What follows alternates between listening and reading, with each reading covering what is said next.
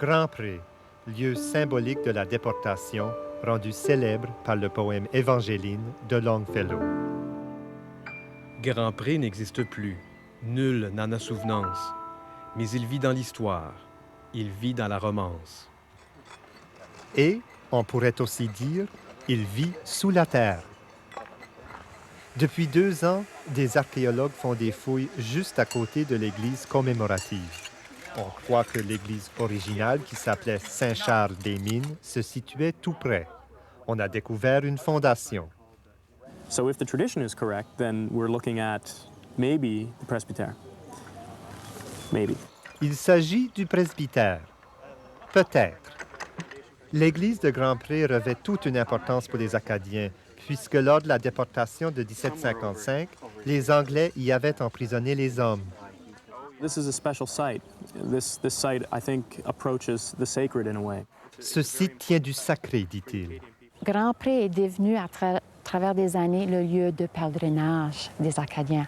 Et on a des Acadiens qui viennent, ils disent carrément « Je suis venu pour faire mon pèlerinage ». Pour les étudiants qui travaillent au site, c'est un emploi d'été de rêve. Looking to unearth the remains of the original church.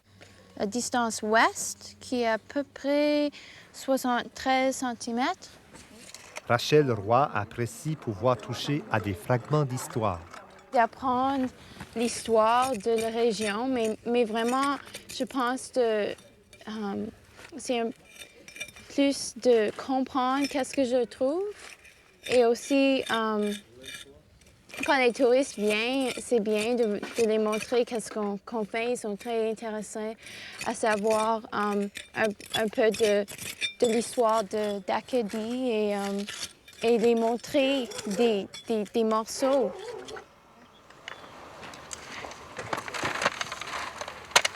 On doit ramasser les morceaux plus tard, on va les amener, puis on va les examiner pour voir si on a manqué des artefacts. Et on retrouve beaucoup de fragments de l'histoire des Acadiens d'avant la déportation. On a trouvé des morceaux des pipes en argile parce que les Acadiens fumaient des pipes. Ce sont comme des cigarettes aujourd'hui qui donnent l'évidence des gens qui fument, mais des morceaux très, très bien. Aussi des morceaux de la poterie Saint-Onge. C'est une poterie, c'est verte. Et ça confirme, c'est une confirmation de la présence acadienne, de l'époque acadienne.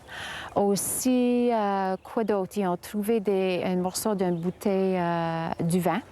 Et en plus, ils ont trouvé des morceaux de bousilage. Ça, c'est quelque chose, un mélange du foin et la vase.